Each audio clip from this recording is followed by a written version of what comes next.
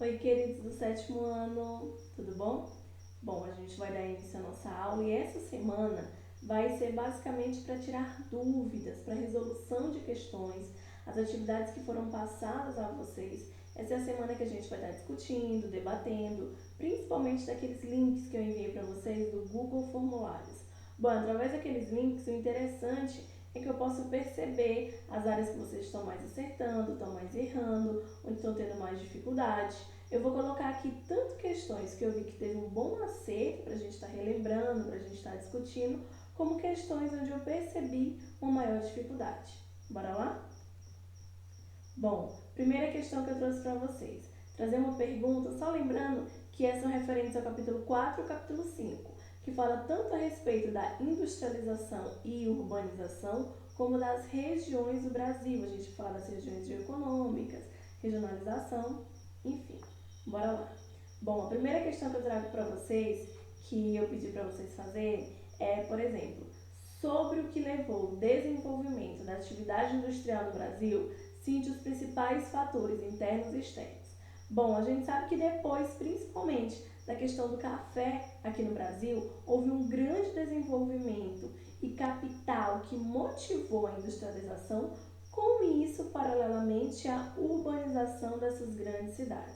Assim sendo, os fatores internos eu tenho crise da atividade cafeicultora, dependência dos produtos industrializados, importados e fragilidade econômica, em razão das exportações apenas de produtos primários. Bom, o que levou ao desenvolvimento primeiro foi a crise que eu falei para vocês do café. Segundo, o Brasil era muito dependente de outras nações, principalmente europeias, para produtos básicos nós teríamos que esperar, depender, enfim, para poder ter o mercado consumidor interno brasileiro abastecido.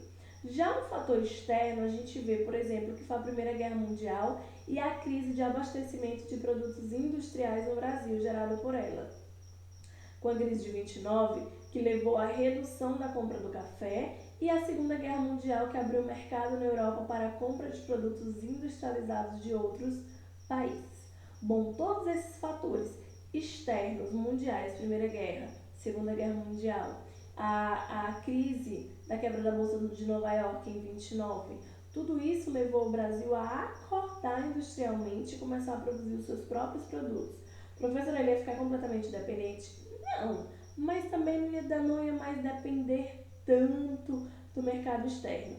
Então, esses fatores, de certa forma, fizeram com que o Brasil acordasse, erguesse para essa questão. E a gente vai ver que até a gente viu no capítulo que Getúlio Vargas, o governo dele, foi fundamental para esse crescimento, esse desenvolvimento, principalmente com a questão das indústrias de base.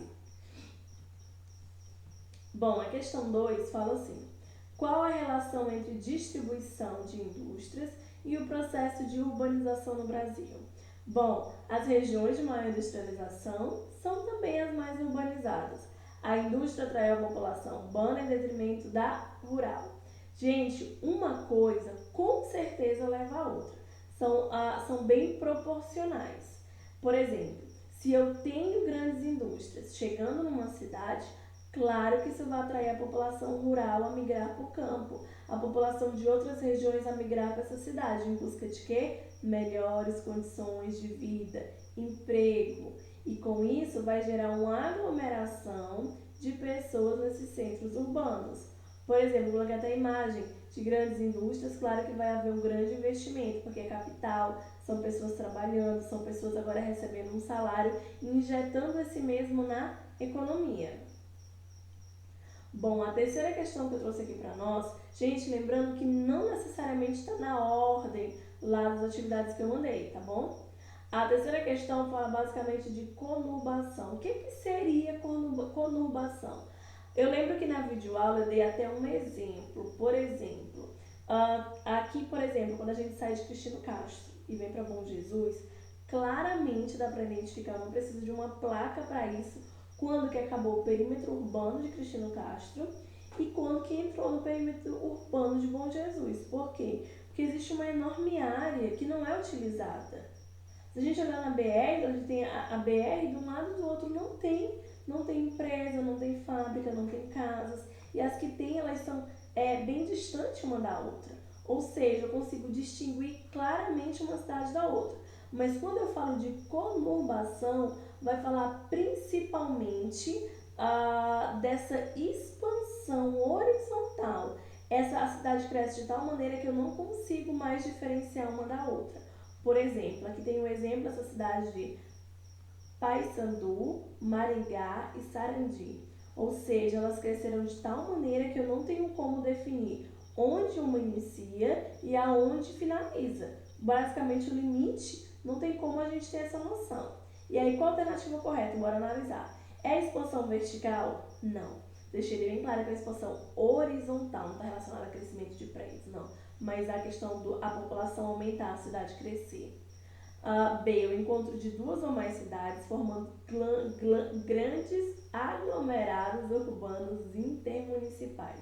Gente, sim, duas ou mais cidades formando grandes aglomerados urbanos. É isso que é conurbação. Bora ver a letra C. Problemas gerados pela grande população? Problemas urbanos referentes à ineficácia de transporte público? Problemas de imigração? Não. Então, é que a cidade cresceu, ou seja, o encontro de duas ou mais cidades formando um grande aglomerado urbano, onde eu não saiba mais o início de uma e o final de outra, devido ao grande crescimento. Ok?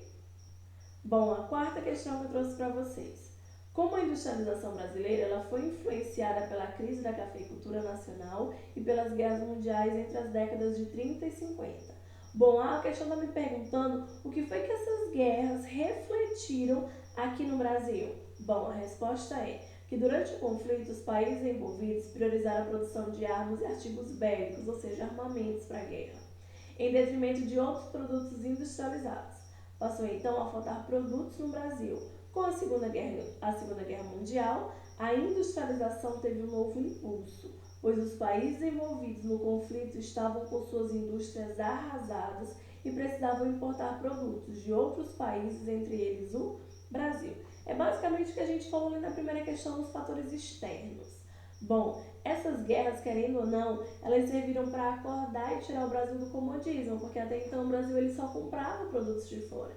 Então, como esses países que estavam envolvidos na guerra não estavam mais fabricando esse tipo de produto, estavam voltados muito mais para a questão armamentista, foi essencial a indústria brasileira se desenvolver, se equipar, para que ela pudesse ser meio que autossuficiente nessa questão. Claro que ela não é autossuficiente, mas ela tem uma independência maior. Bom, eu trouxe como quinta questão para nós, questão da regionalização. O que é uma regionalização e qual a importância, para que serve? Vou falar basicamente aqui no capítulo 5. Qual é o conceito? É organizar um espaço em partes menores, considerando características semelhantes, segundo os critérios pré-estabelecidos. A regionalização ela possibilita aos governantes melhor conhecer as características das localidades, auxiliando na tomada de decisão. Bom, então eu vou pegar um grande espaço e vou dividir conforme características semelhantes. Por que eu pego um grande espaço e divido conforme características semelhantes? Para melhor estudar, tomar decisões, para que as autoridades venham conhecer a população, a região de um determinado local, ok? Aí um tipo de regionalização, a questão dos continentes, América, Europa, África, Ásia, Oceania e Antártida. E outro também exemplo, tipo de regionalização, a gente tem a questão do Brasil, as regiões Norte, Nordeste, Centro-Oeste, Sudeste e Sul, ok? Bom, outra questão que eu trouxe para vocês. Essa questão eu pedi para vocês explicarem os critérios utilizados para o estabelecimento de uma das duas regionalizações do Brasil. Bom, aqui eu vou ter regiões administrativas que não levam que vai levar em consideração principalmente a definição das regiões Norte, Nordeste e Sudeste. E eu tenho regiões geoeconômicas que não levam em consideração a regionalização. Ela, pelo contrário, ela cria uma nova regionalização. Aqui dá o nome de Amazônia, Nordeste, Centro, Sul. Bom, o que fala essas regiões administrativas? É levado em conta alguns critérios. Por exemplo, características naturais, aspectos socioeconômicos dominantes do espaço, mas respeita a divisão dos estados que integram a região. Ou seja, aqui ela vai dividir, por exemplo, por que toda essa região é norte? Porque vai levar principalmente em consideração a área de ocupação da floresta amazônica, o clima, o relevo, a espécie, a cultura dessa região, ok? Já as regiões geoeconômicas, para a sua elaboração foi levado em consideração outros critérios diferentes das administrativas, que é a questão da formação histórica, econômica, a cultura do país, a qualidade de vida da população, entre outros. Ou seja, ela vai agrupar não mais características naturais, como de relevo social, não, agora é economia, cultura, qualidade da população, assim eu vou poder agrupar de maneira geral para também desenvolver estudos, melhorar a qualidade de vida dessa população. Bom, outra questão. As cidades da região sudeste do Brasil foram as que mais receberam migrantes oriundos do campo, né? A questão do êxodo rural, saindo do campo para a cidade. E também outras regiões do país, como a questão das migrações regionais. Fato que se deu de forma mais acentuada na década de 70 e nos anos posteriores. Assim, o Sudeste consolidou-se como a região mais urbanizada do país. Tal ocorrência, o que explica esse rápido crescimento, esse grande crescimento, esse apogeu da região Sudeste? É a letra B, maior presença de indústrias e empregos. Lembra que eu falei para vocês que estão diretamente relacionados à urbanização e industrialização? Ou seja, foi esses fatores que levaram a rápida essa explosão de crescimento na região Sudeste. Bom, e sobre o espaço brasileiro? Qual alternativa que a gente pode marcar? Olha o que diz a letra C, a concentração de habitantes no Sudeste, resultando na formação de grandes cidades nessa região, emergiu como a reprodução da concentração econômica do país. Sim, perfeito! A gente sabe hoje em dia que a região Sudeste ela é palco dos principais acontecimentos econômicos e financeiros do mundo. Trazendo para a nossa atual situação do coronavírus, por que lá o número de mortes é maior? Por que o número de infectados é maior? Devido ao número de habitantes. É algo diretamente proporcional. Por exemplo, se eu tenho uma grande população, logo, nesse período de pandemia, lá tende a população estar mais infectada, seu número de mortes maior. Ok? Queridos, nós ficamos por aqui. Espero que vocês tenham conseguido tirar as dúvidas, corrigir a atividade. E qualquer dúvida, eu estou à disposição de vocês. Tá bom?